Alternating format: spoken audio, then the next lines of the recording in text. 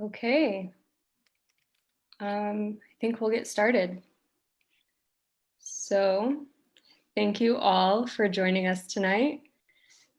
I'm Jenna Hamid, and I'm the programs manager at the Center for Book Arts. So, for those of you who are joining us for the first time, the Center for Book Arts is located in the heart of Manhattan on 27th Street and Broadway. And we're an organization dedicated to exploring the book as an art object. And this organization started in 1974 by Richard Minsky, who's here tonight. Hi, Richard.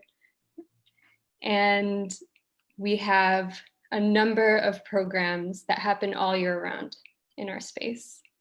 Since the pandemic, we've been hosting classes, lectures, discussions, and poetry readings online. We opened our studios for artists to work, and we recently opened to the public for our 3 new exhibitions. You can actually view them by reserving a time slot. We're open to the public Monday through Friday from 11 to 4, and you can reserve your visit on our website, centerforbookarts.org/exhibitions. Tonight, we will hear from our curators of the main gallery exhibition, Americans Looking In. The curators of this exhibition selected a range of artists that employ the book arts and photo books to explore the American identity. This exhibition marks a critical turning point of our society with the global pandemic, the uprisings against police violence, and election season. The implications of having the implications of having an exhibition of this nature during this time is not lost on us. And for that, I appreciate the thought and efforts of our 2 curators, Emilie Ahern and Sherri Littlefield, as they point us to the important question of what we conceive of as an American by curating a selection of narrative-based book art, which they will present tonight.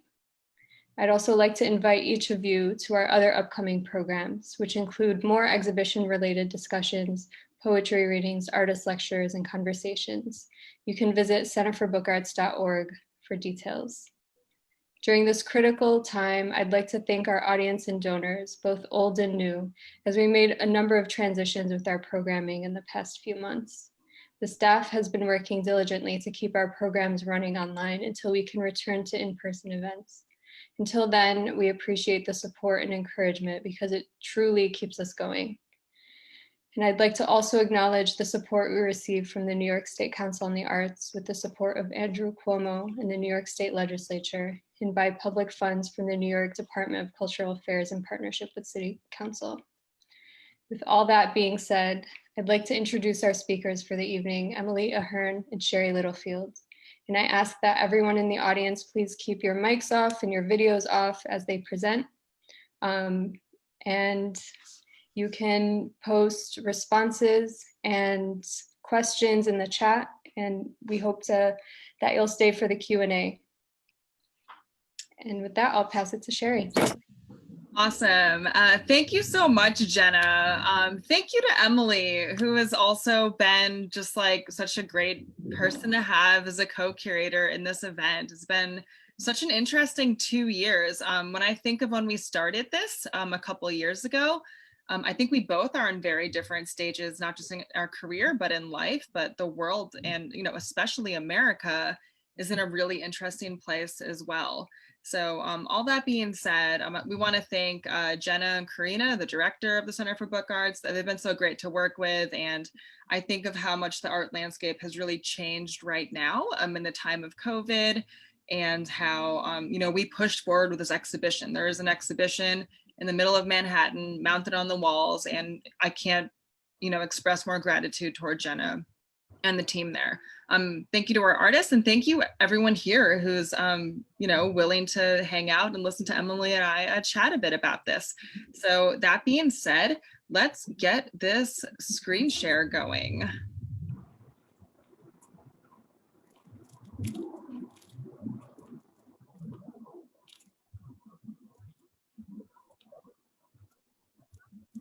All right, so the exhibition here, it's called Americans Looking In.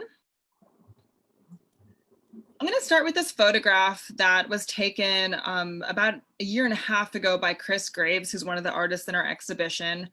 It was not originally blended like this. This was edited by Emilie. We had photos taken of us, and we were originally going to have them in our catalog, but we changed it a little. But the idea was Emilie, there's more to Emilie and I than what often meets the eye. And I think that goes for everybody. I'm half Filipino and I'm half German. A lot of people kind of assume that I'm one race or another, and based on what they find out about me, a lot of narratives form in people's minds, a lot of assumptions happen. I'm from Central Florida, so you can imagine there's like a large Hispanic community there. So what some of those comments and assumptions kind of came to me while I was there. So the introduction on this is Robert Frank's The Americans. It is an iconic book. It was, began in the 50s. It was a Guggenheim grant that he received. The whole idea with The Americans is that Robert Frank applied for and received a Guggenheim grant, and he just wanted to photograph America, as an immigrant looking in. So it was a highly influential book in post-war American photography. The photographs were notable for their distance view of both high and low strata of American society, and the book as a whole created a complicated portrait of the period, interpreted as skeptical of contemporary values and evocative of ubiquitous loneliness. So something that we have in our statement, myself and Emilie, we reflected on what it means to be an American. Having multicultural backgrounds and being raised in the States has given them both moments of confusion and frustration, and has led them to wonder what this country has to do with personal identity. The form in this exhibition, which, as Jenna mentioned, you can schedule it, you can see it live. The curators presented themselves, artists, editors, leaders, and everyday people with the question, what is American culture today, and what does an American look like? Something, in addition to COVID and all of the racial justice movement happening is, Robert Frank passed away last year. That was something that was kind of unexpected. He was obviously a little older, but someone like that, it hits hard no matter what. He was such an icon and a personal idol of mine. So, Americans looking in. Someone that I'd like to start with is this wonderful woman. I hope you get to know her. Her name is Arlene Rush. And I did a studio visit with her. She's one of the later artists to be added to this exhibition. And this piece is a mock-up on her website that you can see. And it's from her series. It's from her series, Evidence of Being. It was initiated after she embarked upon a project to archive objects accumulated over the course of her nearly 30-year artistic career. The work is really interesting. When I think about all of the different pieces in this series, I kind of imagine this to be a puzzle piece of a larger puzzle. By looking practically at the conditions that artists face, especially in New York City, high rents, limited space, art market gentrification, class warfare, it really goes on and on. Rush found these objects became more than the surplus of her practice, and they really became a lens of which these issues could be explored. So this is a mock-up from her website. But what we actually have in this space, it was something that was altered, and it's a more site-specific image. So we have this piece, and in front of it, there's this photograph. And it talks, that little sign there, it says, I was here. And it just, this image is a composite of two photographs. I'm not sure if everyone's muted. I think I hear myself. You could just mute yourself. It's a composite of a couple photographs taken from the corner of her studio. One was in 2016, so you can see the High Line that's above. It kind of looks like it's on a billboard. And then another one was from 1989. These bits and pieces show the neighborhood's evolution during a 27-year time span. So you can see the signs and the maps that were in the space, which are right, that was another concept photo. Here's the actual piece. The maps that are behind it from that first image, it is from gallery guides taken from the years 1997, 2004, 2005, 2009, and 2014. So a pretty broad range. If you have the chance to look at it, it is really interesting to see what galleries have lasted, which galleries you've never heard of, what has really stood the test of time. So for me, it's incredible that Arlene has been there for so long. But if you get to know her and her work, it isn't a huge surprise, as she is a wonderful artist. She's so unique. She's like Madonna, always reinventing herself, but being original. So the work is placed along the walls. You can see it behind Emilie and I. And, we discussed such a wide variety of how we could display it, but we ultimately went with that long piece coming down from the ceiling, and that photograph that is in front of it. Another photographer we have in here is Shane Lavalette. This specific series that we show with him, One Sun, One Shadow. It was commissioned by the High Museum of Art in Atlanta, and he created a series of photographs for an exhibition about 8 years ago, titled Picturing the South. This monograph is an extension of this body of work that he had at the High Museum. So Shane Lavalette, I'm pretty sure he's based in Syracuse, but he's native to the Northeast. His relationship with the South, it was primarily through traditional music, so sounds of old time, blues, gospel. This is his relationship to the South. So a lot of the imagery in there kind of reflects some of those narratives. I got to see this exhibition in person. I was familiar with Shane's work from other things, but I actually remember just going there on my break. I used to work at a college nearby when I was in Atlanta, and it's really incredible stuff. The book is a great place to see everything he was doing as well. So Anastasia Samoilova, we have on display one of her images. It's actually her hand in the image, I believe, and her book Flood Zone, which is green. Shane's book is to the left of here. Flood Zone, which we have on display, it's an account of life in South Florida. Sea levels were rising, hurricanes, are threatening the landscape, but the book is not like a visualization of a disaster or catastrophe. The images are actually really beautiful. They're tropical, they're lush, they're green. It's like very Miami in some areas. However, the mood is still kind of pensive and melancholy. When I think of Miami and like what's going on with like global warming and sea levels, manatees are appearing in odd places. Something that's mentioned in the book is that water is everywhere and water is also the problem. I've always really liked Anastasia's work. We actually showed her at the first gallery I worked at when I was here, and I've just been a fan ever since. She moves between observational photography, studio practice, and installation. So she had her first solo exhibition with this work at the University of South Florida. Actually, Emilie and my alma mater's competition, which was kind of exciting. However, this book was published about a year ago by Steidl, and all the work in there is so interesting because every image is just like this beautiful composition, but it's also kind of dark, and it's like, something deeper is going on here.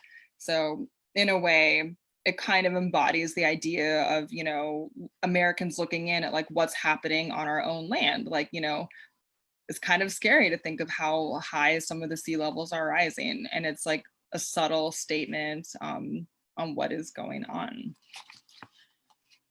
So Chris Graves, he's the one who took the portraits of Emilie and I that Emilie edited and were combined. I've always been a huge fan of his work as well. He is a great artist in his own right. I think that the work he creates is extremely important. But something he also does is he publishes projects. He collaborates with artists that create limited edition publications and archival prints, and he focuses on contemporary photography and works on paper that address issues of race, identity, equity, gender, sexuality, and class. So Chris Graves' Projects was originally a gallery space. It was in Brooklyn about 9 years ago, but he expanded into publishing and he recognized that books and prints have a unique ability to make fine art both accessible and affordable. I think that everything he creates, he puts so much thought into it. He won't just publish anything. So he does have a really strong curatorial eye. Every book I've picked up that has been published under him, it's very powerful. And it's been able to move people in ways that I think an exhibition could not. On that note, we will actually have a talk that Chris Graves will be in, but we'll talk about, or we're going to have some programming with that early next month. We will discuss that a bit more later. But the book that we have in our exhibition, it is 8 books that form Lost 3. So you can see what that looks like on the left. It's 8 books that are in that beautiful slipcase. So it's 8 monographs by 8 different artists. Each artist chooses a place that they have resided or grew up in. Each monograph gives the viewer their experience and journey within. So going back to what that looks like, many of our artists make work that touch on topics in an ongoing series. So here's something else that Chris Graves photographed. Even though we don't have a personal project from Chris Graves, we do have one of his projects, that book that was published. So we also have some other work that discusses more with place. So Ashok Sinha, who is another great photographer. These images, when I think of America, like when I think of the American dream or something that, was really classic, I imagine images and architecture like this. So Ashok loves cars. He loves Los Angeles for previously and kind of currently being a city of cars. Over the last decade or so, he was intrigued by LA's love affair with the automobile, tracing back to a time when cars themselves were objects of beauty. So while the cars are no longer on the streets today, the buildings from that era remain. You can see this awesome, McDonald's image on the left, and then this Chips place on the right. And all of this is in this great book that, he just published. So it's like the first place that it's being exhibited, which is exciting. As an architectural photographer, Ashok wanted to capture LA's car culture-induced optimism and ambition reflected in polychromatic, star-spangled coffee shops, gas stations, and car washes, which once lured the gaze of passing motorists. So they're colorful, they're beautiful, and I also think of capturing the sense of place. We have this book by Paul Kessel. This book, most of the images were taken between 2013 and up through this year. So Fifth Avenue is best known for its stores, museums, churches, iconic buildings, and parades. Most of the photographs in this book, they were taken on the avenue itself or no more than half a block east or west. So it really is like faces and portraits of people on Fifth Avenue.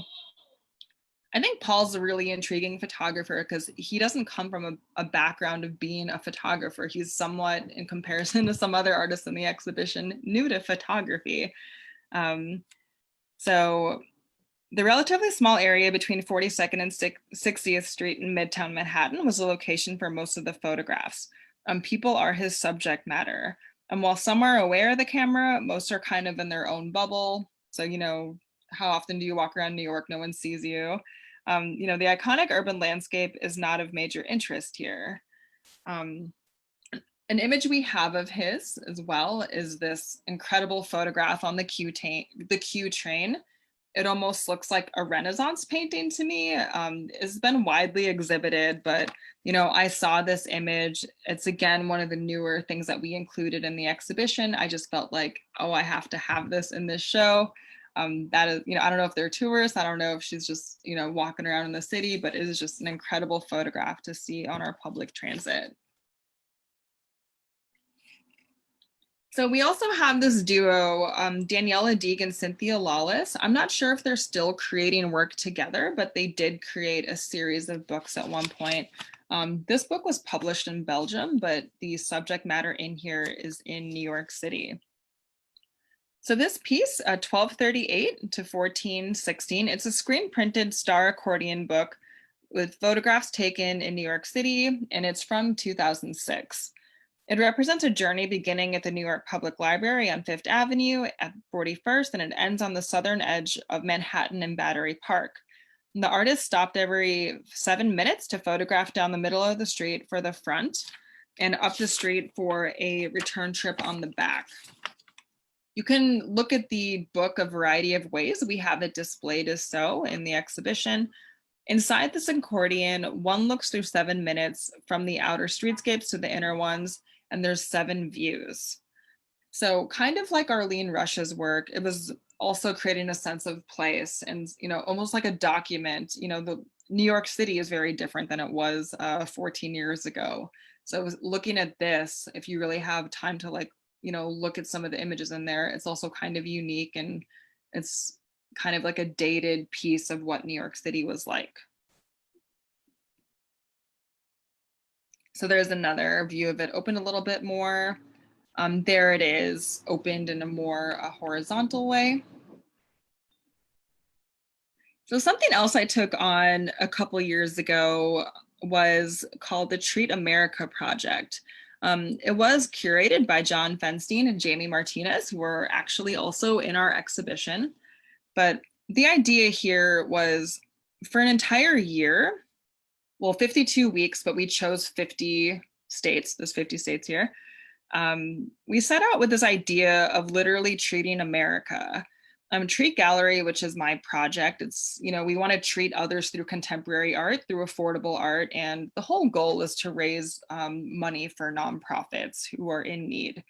So how this project works is we selected one artist per state. So in the upper left is Alabama, and the bottom right is West Virginia. Or is that right? Wyoming. Whoops. The bottom right is Wyoming. So this is in alphabetical order right here. But each user basically posted a daily image on a specific Instagram, and then it resulted in a few exhibitions that happened in 2019. And during the exhibition, everyone who was selected to represent their state chose a state-affiliated nonprofit that half of their proceeds would go to. So here's some of the work that's in the exhibition. It was also on display. We have Ingrid Wells, who is with California. So this image was one of the 7 that she chose. So she posted one image every day over the course of a week. We have Paul Sisson from Colorado. Just an example of what that looked like on our Instagram feed. Here's the gentleman who did Ohio. So you can see the images that are going up that were all his. And how it worked, the photograph was on sale for $60. The artist got $25. Another $25 went to a state-affiliated nonprofit. And then $10 went to Treat Gallery, which we ultimately just kind of donated. But the idea was, helping other Americans. How can you use your skills to help others? That's something that I'm passionate about. Luckily, a lot of the people in this exhibition share that passion. They want to help others. And on that note, so that's how it looks on displays in this case. So on the idea of people helping others, we have John Fenstein here. He runs a large blog called Humble Arts Foundation, but he also does a lot of things where he wants to help emerging photographers be seen. So this image is from a while ago. He was curious about America's love and hate relationship with fast food. When I talk to some of my family in the Philippines or beyond, a lot of people are curious about they think McDonald's, they think fast food, they think unhealthy food. So he decided to scan images of fast food to take an up-close look at popular menu items. And he said in one of his interviews, under austere uniform lighting, stripped of branding, packaging, and iconography, the food takes on a scientific yet ethereal quality that is at times both revolting and mouthwatering. Not gonna lie, that burger didn't look that bad, right? Feinstein doesn't label what the fast food items are, but most are instantly recognizable. The only captions are the fat contents listed for the food. So for me, it was important, and that's the work in the exhibition. It was important for me to have some work that was a little fun, a little humorous, and kind of playful. Some of the work, like, Flood Zone with Anastasia Samoilova, even though it is beautiful and it's incredible, it's also a very serious topic. So, you could look at this, oh, it's funny, it's scanned food, but it's also kind of this interesting statement on how many calories are in here. It depends how you want to look at that. Another artist we have is Thomas Allen. So just playing off the idea of fun, American imagery. He was inspired by Viewmaster and pop-up books as a child. He was interested in recreating three-dimensional experience by using old books and pulp fiction paperbacks as still life images. So that's one of his images. This is what we have in the exhibition. These beautiful volumes with scarred and wrinkled covers, discolored pages, and fragile spines are not seen as precious commodities that should be stored on a shelf, but as a voluminous inventory of actors and scenes just waiting for direction. So with all of Thomas Allen's work, he's able to create these wonderful narratives that, they're very well shot. They are simple, but they're very well done. He gently cuts around the shape of his figures, physically releasing them from their two-dimensional surfaces. So I think that there's a lot of life in these images. And for me, they really remind me of like old Western films or, going back to Ashok Sinha's work. It's that idea of like old American imagery and what that looks like. So going a little deeper into humor and American comedy, I guess. We have Eric Pickersgill, who, a lot of people are familiar with his Remove series here. The phones were not photoshopped out of their hands, but Eric actually took phones out of their hands. While we don't have the Remove series on display, I think it was important to show this work because his work deals with the intersection of technology and human interaction. So before I go too much into that, a few years ago, Eric became immersed in the fake Facebook event phenomenon where people were creating and promoting bogus concerts online.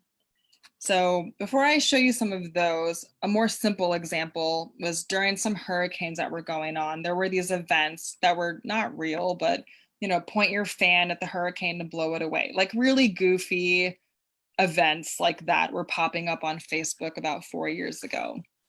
So Pickersgill set out to photograph as many of these events as he could.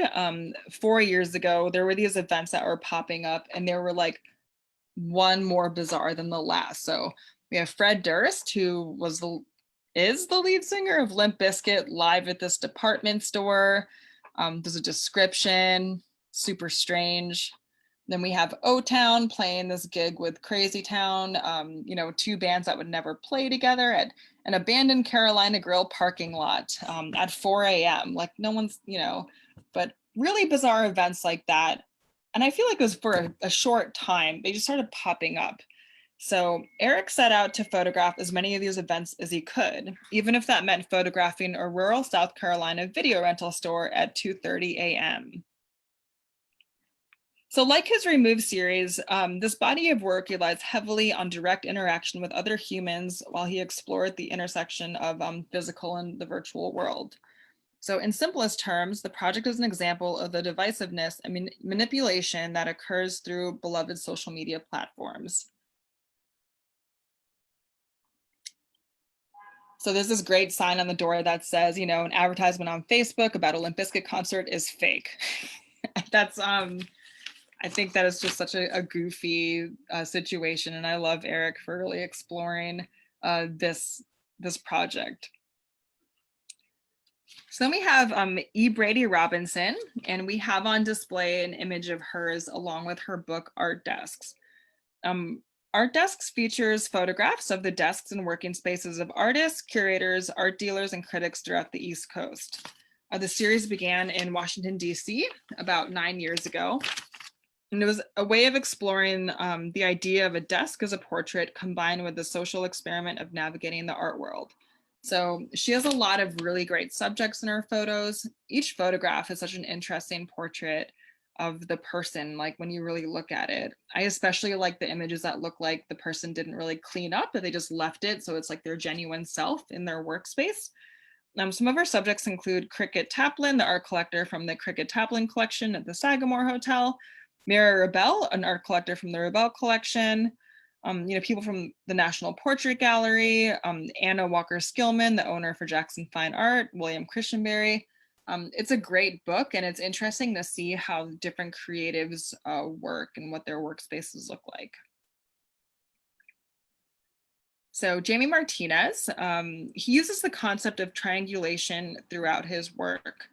His process involves constructing, deconstructing, fragmenting images, data, and information geometrically into triangulated segments and the triangulation of time, space, and location. So we have 2 photographs from Jamie in this exhibition, along with a poem from Maya Angelou. All of his work has triangles in it. He does sculpture, he does paintings, but I really wanted these images because we have, just scenes and, people around the city that he photographed and kind of introduced like a physical, threading into. So going back to Robert Frank, it wasn't his intention to make a difference, but I feel like a lot of people had a strong response to his work. It was initially very negative, but over the years it aged in an interesting way. So during Robert Frank's trip to the US, he shot 767 rolls of film and he got about 27,000 images. He edited that down to about 1,000 work prints, spread them across his floor of his studio, and tacked them to the walls for a final edit. So out of a year and a half of work, Frank chose just 83 images. So when I think of the iconic pieces from, his series, I look around at everything and it's like, wow, like he just really kept going with it. Like he did not give up. He doesn't really like to go back and analyze the photos, but he will talk about one of his favorites, which is a private moment in San Francisco. At the top of the frame is a gray sky. Below are the city's hills and houses. In the foreground, sitting on a hill overlooking the space, is a couple. The man turned to the camera with an angry scowl on his face. Frank was caught photographing these people. All he could do was just stand there with his camera and keep photographing. He photographed a little bit away, so he thought maybe this guy will think I'm just taking photos of the city. So he got this great image. So those are difficult moments every photographer has to get over and get away with it and not be discouraged. Because if one is sensitive, it has an effect on you. So maybe it's better not to be sensitive as a photographer and just go on. Many photographers today have that, but I never had that. I think it's nice to be sensitive as a photographer. Maybe it's harder. So Robert Frank never really spoke to his subjects. He just chose to point, shoot, and move along. His pictures, however, eventually struck an emotional chord. The Americans became a hit as the 50s gave way to the 60s. Americans began to see his photographs as relevant, even precedent. So the reason why I talk about that is because I really like that the artists we have in this exhibition, they're constantly researching, editing, and exploring. And, I've said it a couple times already. I feel like they're not just trying to make the art community better. They're doing things to actively make America better. When I think of the artists that we have, they are Americans seeing other Americans and trying to make a statement for, change for the better. So all that being said, I'm so happy to pass this along to my co-curator, Emilie. Great, thank you, Sherri. Yeah, we definitely have just such a great collection of work in the show. So without further ado, I'll tell you about the rest. So to begin, I'll be speaking about Tammy Nguyen, who's a Vietnamese American artist whose work explores the complex histories around the relationship between America and Asia. So Tammy was actually raised by immigrant parents, speaks Vietnamese fluently, has visited Vietnam and other Asian countries throughout her life, and has also lived there and in the United States. So much of her work tackles the complexities and stereotypes given to each culture and their relationship in her artwork. So her works in this exhibition use both humor, but also gravity to reveal just some of the difficulties in the Asian experience in America. So the first piece I'll talk about, actually, Sherri, if you wouldn't mind going back one, thank you, is called Welcome to the United States of America. So actually, Tammy has, just as many of the other artists in this show, works on multiple projects. So one of the things that she has created is called Passenger Pigeon Press, where she collaborates with many artists, and it's actually a group of artists who work together to publish books and artwork throughout the year. So this piece is a work, again, called Welcome to the United States of America, We Share Happiness. It was created by Sharon Mizu and intervenes with old found maps of the East Coast to Midwest sections of the United States. So what's interesting about this book is the pink depictions of Ho Chi Minh and the Statue of Liberty, which are both similarly represented and in this salutatory pose. So on the back side of Ho Chi Minh is the preamble to the United States Declaration of Independence, while on the back side of the Statue of Liberty is the preamble to Vietnam's Proclamation of Independence. So both of these sentences could potentially be translations of each other, because the Vietnamese statement was partly modeled from the French Declaration of the Rights of Man, which was actually modeled from the American Declaration of Independence. So it's really interesting, just the different layers at work, all within this one piece. And throughout the map are grammatically incorrect pink stamps of the phrase happiness to everyone. It's actually stamped on every state. So the creator of this work often uses pink in his work because it refers to Agent Pink, the most potent of chemical weapons released by the US Army during the Vietnam War. And it's also the color of the apple snail's egg, which is an invasive species of snails in Vietnam. And then finally, the word for pink is hong in Vietnamese, but when translated into Chinese, it means red. So it's just so much going on with just this one piece. And I think that's the same in all of Tammy's work. So the two other pieces that we have in this exhibition are titled Lava and Aloha Hody Ho. So Lava is part of a larger project called Public Domain, in which Passenger Pigeon Press takes articles in the US National Archives and shares them out into the larger public as they feel relevant.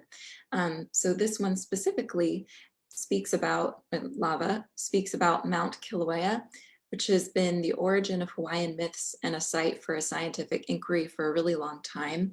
And the packet includes an inventory form from the United States Department of the Interior, which details an account from 1974 when the summit crater of this mountain collapsed. And it just contextualizes the historical significance of this epic volcano. And Aloha Hody Ho is an artist book which aims to present the 1920s by juxtaposing moments from the Jazz Age and Oriental fantasies within American imperialism. So again, this is just another example of ways that Tammy Wen uses both, heavy-hitting subject matter along with humor, along with, caricatures and exploring these themes through poetry, fiction, food, music, toys, history, and images. So all of these activities are presented for you to interact with. You can read moments out loud, you can cook for someone, you can make toys with kids, all with this book. The next artist I'll speak about is Aviva Olnick. She's Brooklyn born and based, working at the intersection of language and textile history, agriculture, industry, and production. So her processes involve a lot of varied techniques using textiles, capturing the history of textiles within their narrative. The works that we have on display in this exhibition speak to a few narratives in America's troubled past, namely slavery, pollution, and patriarchy. So these three pieces explore the legend of Eliza Lucas Pinckney, who was heralded as an early feminist and is friendly called the mother of American indigo, while also exploring the history of indigo, a Southern cash crop from the 1700s. So while some historians credit Pinckney with South Carolina's tropical indigo success, other contemporary historians are also refocusing colonial narratives away from plantation owners to acknowledge the highly skilled, culturally specific foundational enslaved labor by Africans and Native Americans. So these artworks juxtapose imagery of enslaved laborers with images and references to Pinckney, and they're inspired by this historical work and in support of this work of revealing more work by these foundational people who really built these industries and our nation. So what I find striking about Olnick's work is she uses textiles and thread as a medium to discuss these themes and narratives surrounding the American textile history. But not only does she address that in her content, she does it through her process. So Aviva actually grows her own cotton, and for these works specifically, she created her own indigo dye to use within the work. So the act of her doing all this and using that to make the work, and then threading or using the thread and sewing each layer, really threads together the layers of significance in her pieces. The next work that I'll discuss is Key Francis, or the artist Key Francis, who was born and raised in the South. His artwork explores Southern caricatures and narratives through expressive imagery and his own writings. So he actually does a lot of printing, various printing processes to create all of his artwork, namely woodblock. And the book depicted here is Dixie Compass, which is housed in a compass-shaped box guiding the viewer through Francis's Southern landscape as it is revealed within this book. So he has 3 original short stories, which reveal to the reader that, as he says, things are never quite what they seem in the South. So we actually have a snapshot of the book itself as well, so you can get an example of what that looks like. The other piece that we have of his included in the show is called Kill the Messenger. It's based on a series of photographs he took in the 1980s. So something Key said about his work, which I think is just really telling about his approach, and I think the approach of many of the artists that we've included in this exhibition. He says, "I believe that experiences can be shared, emotions expressed and understood, and that these communications offer us insights into the human condition and it can increase both our tolerance and appreciation of our fellow humans." So I think the combination of his intention and the title of this piece really strike me as a powerful one. A messenger delivers a message, and whether or not it is one we wish to hear often determines our view of that messenger. Next, we're going to talk about Esther K. Smith and Deco Faust, who are under the studio name Purgatory Pie Press. They create a plethora of letterpress books, posters, and printed paraphernalia, and artfully employ humor to create unique pieces. Again, just like many of the artists in this show, while they do use humor, they really take full on some heavy-hitting themes in their work as well. So in this exhibition, the works we included explore oddities of American culture. They use lighthearted language, humor, and bright colors to create their works.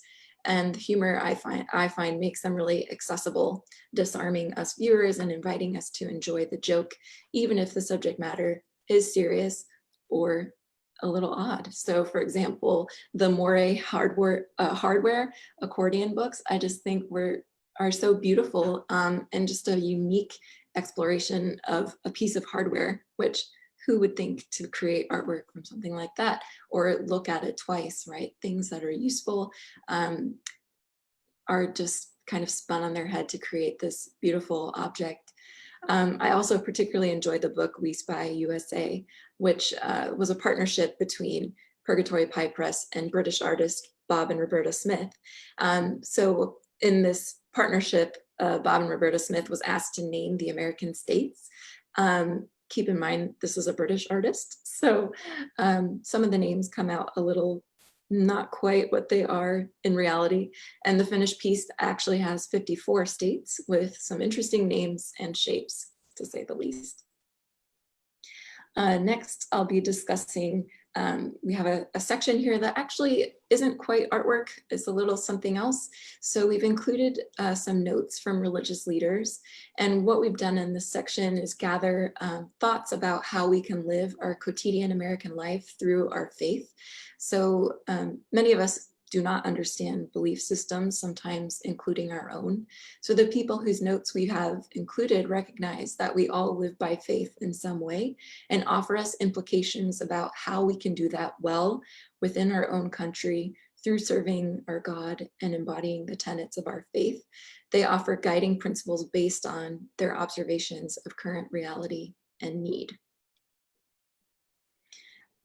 Next, we have work by Amos Kennedy, who prints letterpress posters filled with multiple layers of bright colors and big lettered messages. Kennedy uses language and imagery to mock, instigate, and elicit a response from viewers. The brightness and beauty of his posters are often in direct conflict with their messages, which reference current events or catchphrases, old adages, stereotypes, and caricatures to reveal difficult truths and the ugliness of racism.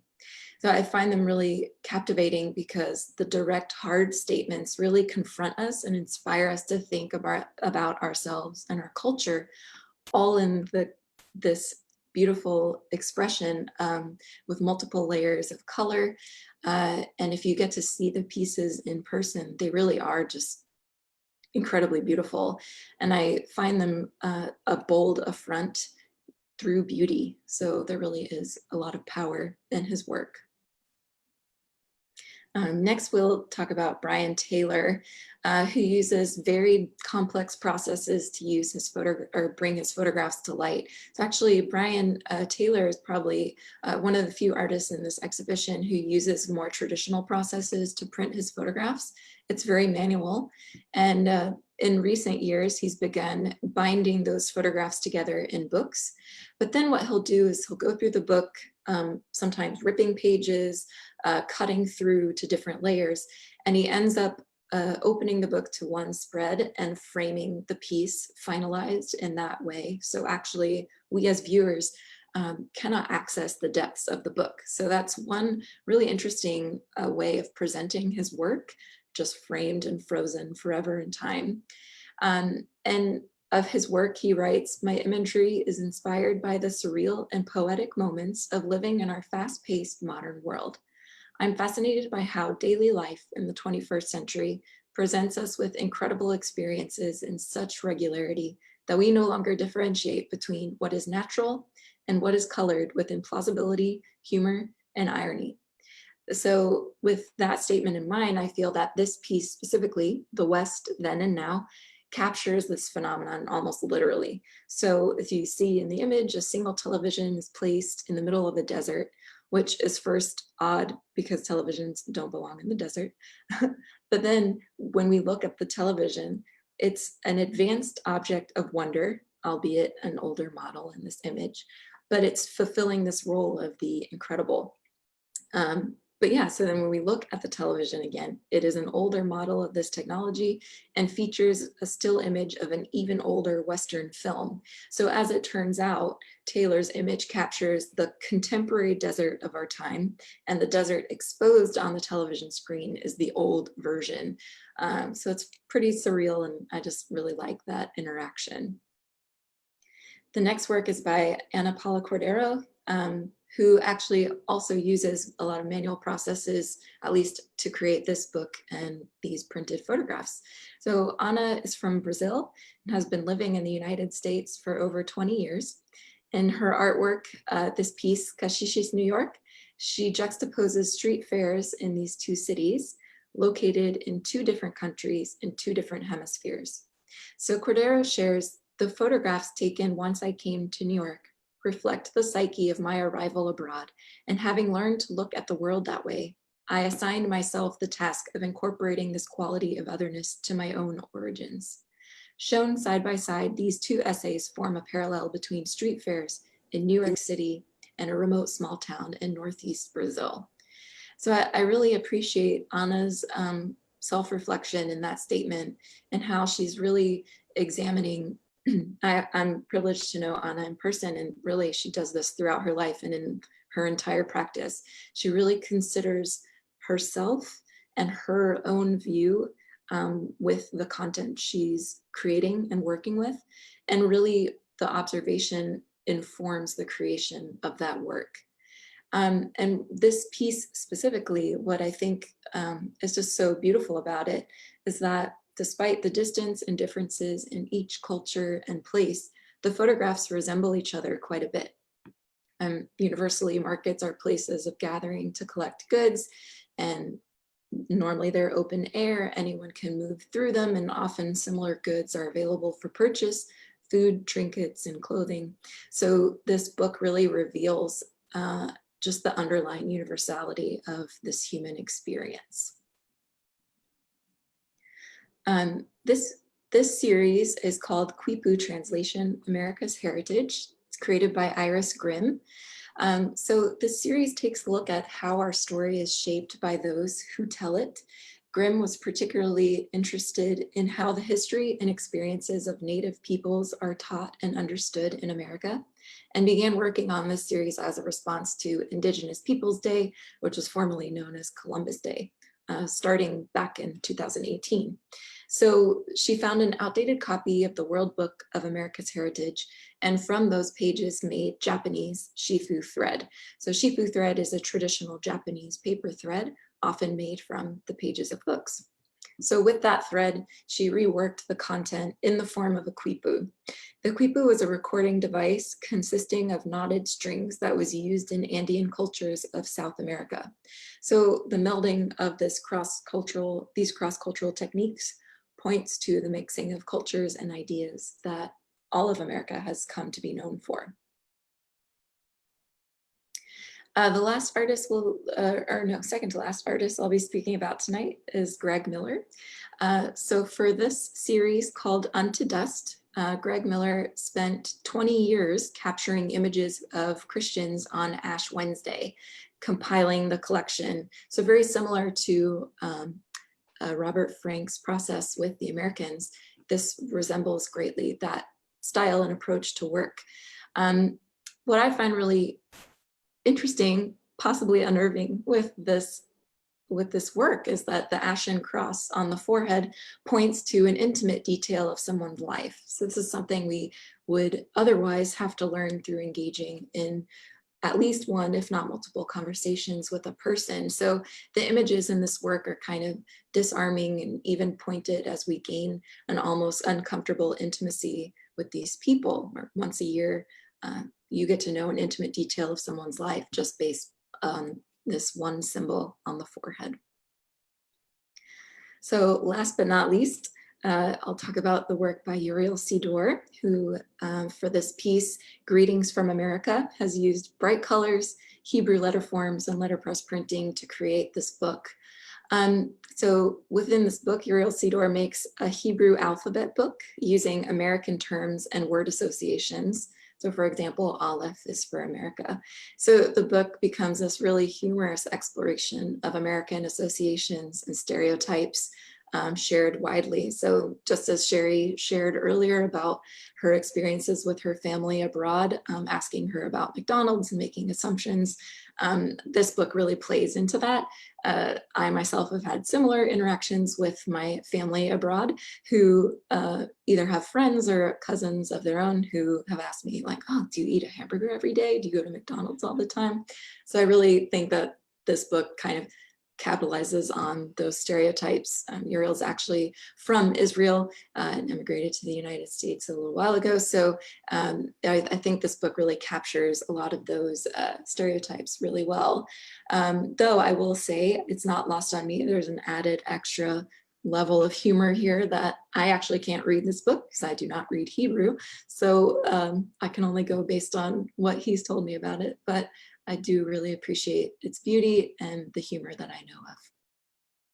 So kind of to conclude our thoughts about this exhibition, Sherri definitely mentioned before that there's no way we could really have planned during this 2-year process of what would happen worldwide and even within our own shores during this time to really make this work even more poignant than we could ever have thought it would be at the beginning.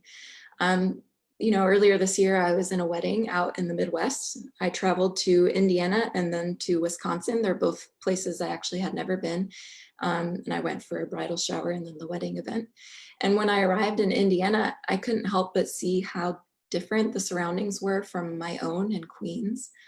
The landscape, the neighborhoods, and even the daily rhythms of the people I was spending time with while I was there resembled nothing of my own daily life in New York.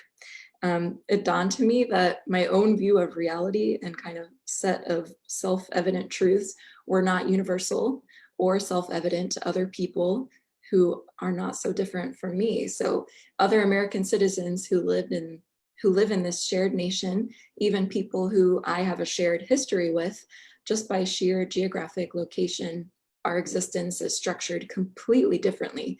And it really opened my eyes to understand how easy it is then for these different lives to translate into different views for what leads to a flourishing society. And it really seemed for once just so obvious at how those different opinions happen. And so through this season, I've been wondering, why is our current moment marked by such polarization, accusation, and othering around so many issues? And as research for this exhibition, I read a book called Uncommon Ground, and I'll share a quote from it that I really think captures kind of what I've been seeing or noticing. That Americans, like citizens of most Western nations today, lack agreement about the purpose of country, the nature of the common good, and the meaning of human flourishing. These differences affect not only what we think, but also how we think and see the world. This is the fact of pluralism today, deep and irresolvable differences over the things that matter most. And what really strikes me about this idea and what I've been observing is I feel like, especially right now, we all have courtside seats to how this dynamic is at play. In my essay for this work, for this exhibition, which Sherri and I both wrote essays kind of discussing our approach with this exhibition. It's included in the exhibition catalog, which you all can actually pre-order if you're interested. But in my essay, I cite an interview with late Congressman John Lewis, who, when discussing the civil rights movement, he actually called the movement's approach love in action. So this is what he said. The movement created what I like to call a nonviolent revolution. It was love at its best. It's one of the highest forms of love, that you beat me, you arrest me, you take me to jail, you almost kill me, but in spite of that, I'm going to still love you. And as I've been thinking through the implications of this statement, I've just really been sitting in it. And I have a really hard time seeing love in action around me. I see politicians fueling a fire of polarization, accusation, and name calling. And this is leaching down into everyday parlance and interactions, especially on social media. And I see party affiliation equated to a morality marker. I see nuanced issues and rich experiences minimized and compartmentalized to fit into bullet points or headlines, oversimplifying the complex and multifaceted story, which is the human experience. And despite people crying out to be heard, people demanding that we move away from accusing and toward listening, we all seem still to succumb to the effects of this divisional language and direction, often acting from a place of hurt, offense, defense, anger, bitterness, sadness. The list goes on. So when I think about John Lewis's statement, I wonder, what does it mean to act from a place of love? How can I love in action? And that has gotten me thinking about love, which means listening more than speaking. Love means moving toward someone, especially someone who's different from us or maybe our enemy. Love means moving into a mess. Love means moving toward suffering. Love means getting our hands dirty. Love is steady, constant, patient. It's about serving others over the self. And love, most of all, softens, warms, envelops, and heals. Love is the way forward. And when I think about how to even start such a Herculean task, I think about the first step, which is listening. And I really believe that when we engage art, we intentionally take on the posture of humility, patience, and tolerance, and we listen. I don't understand the life experience of every artist in this exhibition, but by intentionally seeking to engage their perspective through engaging their work, I take a large intentional step toward literally seeing life through another person's eyes. And art is a unique window into another world. Through its language, I can see, feel, taste, smell in ways that I can't otherwise. I can go to Indiana without having to go to Indiana with art. So this exhibition for us is a collection of American stories and experiences with a breadth allowing for nuance, personal accounts, beauty, and richness. And the artists in this exhibition use their curiosity to reflect on themselves and their subject matter. So I really think that by experiencing their work, we can learn how to listen from them through their approach to creating their work. So I implore you all to continue to press into what you find here, especially the work which makes you uncomfortable. I revisit this work again and again to soften my heart, open my eyes, open my ears, and continue to embody someone else's life, if only for a moment, to help me better understand and then turn and live my life with love and action. I hope you will too. So with that, that brings us to the end of our presentation on the artwork. We will be opening up some time for questions and answers. So if you have any questions about anything you've seen or want to engage with us further about this work, please go ahead and drop them in the chat. As we mentioned earlier, the show is in a physical space and we don't have to visit it through Zoom. You can go in person and sign up for an appointment via the Center for Book Arts website. We have upcoming programming also, as that Sherri mentioned, a discussion about book versus exhibition. What's the best path for artists? So really discussing the role of the book as it relates to photography and engaging art. Then we also have an artist Q&A with a few of the artists from the exhibition, paired with a virtual potluck. So each artist participating in the discussion will be sharing a near and dear recipe to them, and they'll get to talk a little bit about why that recipe is important, and then we'll have more of a laid back discussion. And as Jenna mentioned at the beginning, the Center for Book Arts has ongoing programming, exploring poetry and all kinds of beautiful artwork on display and other artists and their practices. So continue to engage with the center that way as well.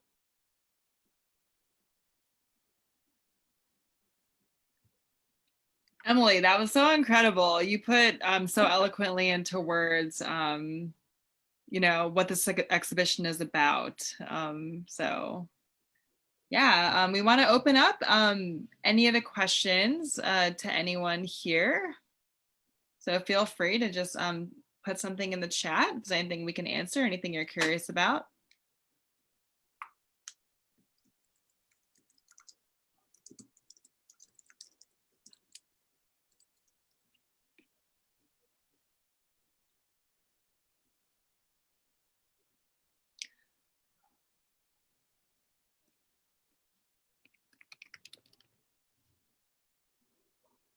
Something else I will mention that I thought about when Emilie was going through the work is some of this work you just have to see in person. Like I think of Brian Taylor's work, and that image does not do it justice. It's almost like a sculpture the way it's coming off the page. And even like this book by Chris Graves, like the case alone is just beautiful, and the way everything comes out of it. You got to see a lot of these things in person, and photos don't do it justice. Yeah, I definitely agree. Many of the works are, I think even of Jamie Martinez's work or, Aviva Olnick's, Iris Grimm's, just the delicacy in the artwork itself. It really, we have been looking over this work and falling in love with it over these 2 years via images, but then to see it in person really is powerful. Yeah. And something Emilie did touch on earlier too was, we started planning this 2 years ago, so we had no idea like what was coming. And if this exhibition was 2 years from now, like what would it look like? It's just something much like our artists, that's like always an evolving topic. We do have a question from Ingrid Wells. Thank you for sharing your talks with us. You're so welcome. Thank you for being here. Would you mind sharing about how you work together as curators to bring this exhibition to fruition? Do you want to go for Yeah, it, I can Sherri? start. So, The Americans, if you have not seen it, um, yeah, it's just like, a whole series on what we mentioned, just Robert Frank, an immigrant looking in on America. Um, I thought I thought about this book because it's so influential to me anyway. And it's like, what is America now? Like, what if somebody remade this project? I know some photographers have, or they've made work that touches on this book, but I thought, we thought about a couple different ideas, and one of them was, what would this exhibition look like today? What if Americans are looking at each other today? Like, what does that look like? So, what we did a couple of years ago is I made a list of artists.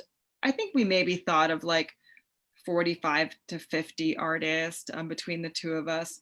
And then we just started reaching out to people and like kind of seeing what was going on. I even posted in some random like Facebook groups. That's how I found Eric Pickersgill. If you're familiar with his Removed series, I've seen that work, but I didn't know it was him. But a lot of those groups kind of pointed me into work that I hadn't seen before. So, Emilie and I just worked together, and we kind of, just shared a million links with each other, like through text, email, like just however. And yeah, do you want to? Yeah, I mean, that basically was it. Just, finding work, reaching out to artists, and even asking artists themselves, if they thought of anyone who would fit. Because when we would reach out to an artist, we kind of would include this pitch, this is what we're thinking, this is the theme, we feel that your work really fits this theme well, and this is why. And if you know someone doing similar work, we would love to see it. And so through all of the rabbit holes, we kind of pared down based on, ability or availability, I mean, and and then yeah, then it came together that way. Something that was something I should have reached out to a gallery that showed the work of Robert Frank, but for some reason we just didn't. I have a connection there too. It's a Frankel gallery in San Francisco. I just I thought how great would it be to like just have like one like this image like with all the work, but I really like the exhibition as it is. I think it came together beautifully, and it's funny how we laid it out a few different times, and we thought some work we were going to have some photos from the book, or just the photo, no book. I think it all came together in a great way though.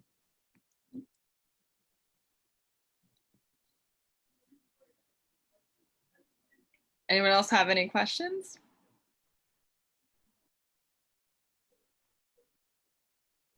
Sherri, what's been on your mind since now that the exhibition is actually open and in space, and since we both have gotten to experience the work in person, what has the show kind of imparted with you seeing it in person?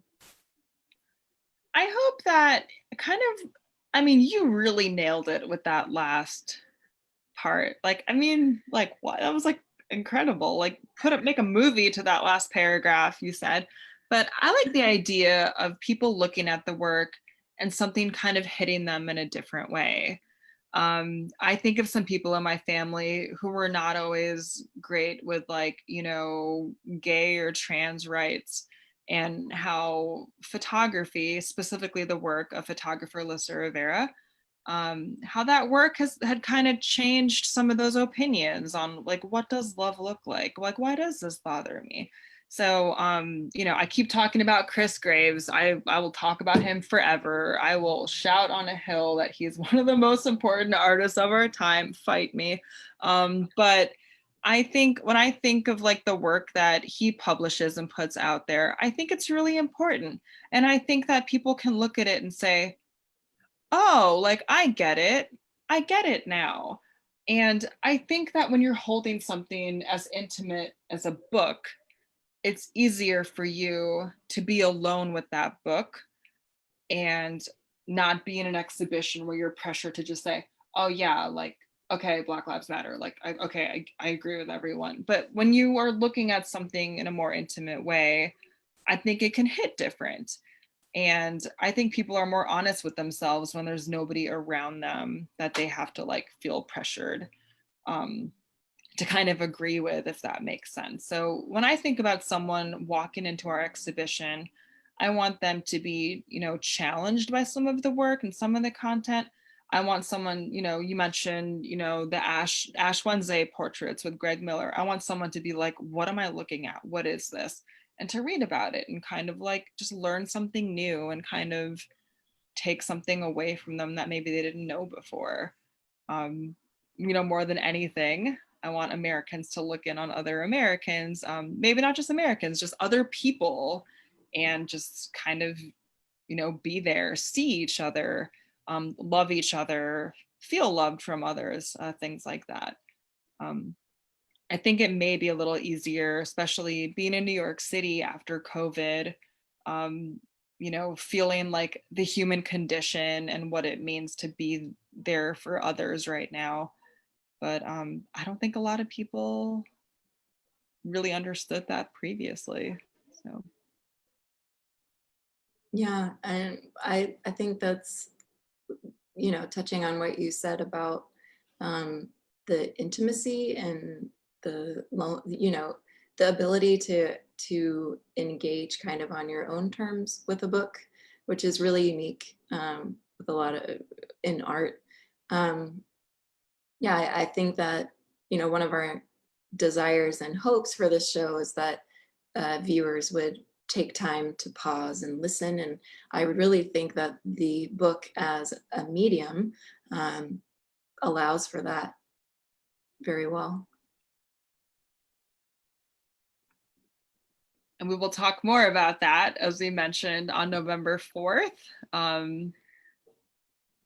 So yeah, like if you want to hear more about a book and how it can be just as impactful, if not more, than an exhibition, or maybe you can have both, something to check out on the 4th also. And I think Jenna very kindly shared the link in the chat for that.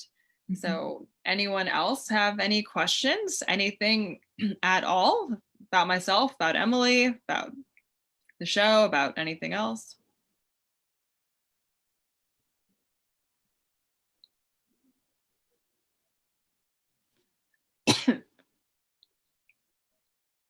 Great.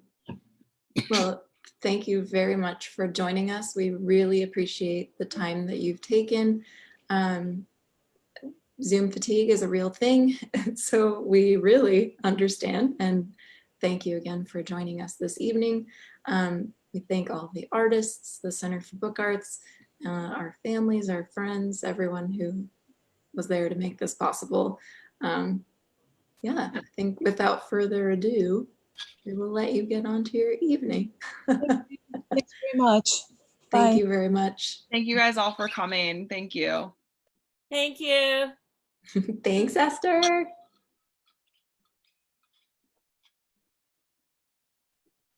Thank you. Thank you so much. Oh, you guys are so nice in the chat. Thank you. Yeah.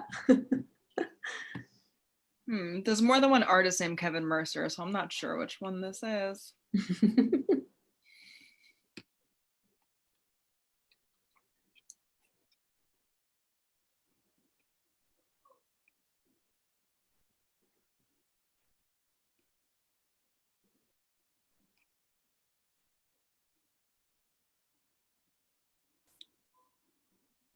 Chris, you're on mute.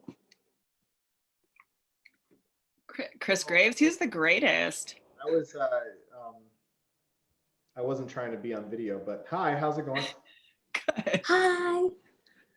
I guess well, thanks for doing that. That was really great to see. I can't wait to see it in person. Yeah, thank you for like everything. Oh, I've done nothing. But yeah, it looks really great. I get so many friends in the show. It's pretty nice to see. Yeah. We feel the same. For real. I can't wait to see what's next with you guys. Thanks. I had more of your, maybe I left them in the living room. I even had more of your books out too, because I was going to talk more about how like, all the work you do is just so good. And I'm like, I can't be the Chris Graves show. And Why not? There's some goodies. You showed some other good, like really great stuff. Like Shane's work is pretty nice, and yeah, I meant to mention he was in Lost like 1, or was it 2? yeah, he was in Lost 2. Let me move this camera. This is crazy. Yeah, he's in Lost 2. A lot of people are in Lost 2 because there's 20 books, which is ridiculous. But Nice. Oh, it's great. yeah. I think we are still live on Facebook.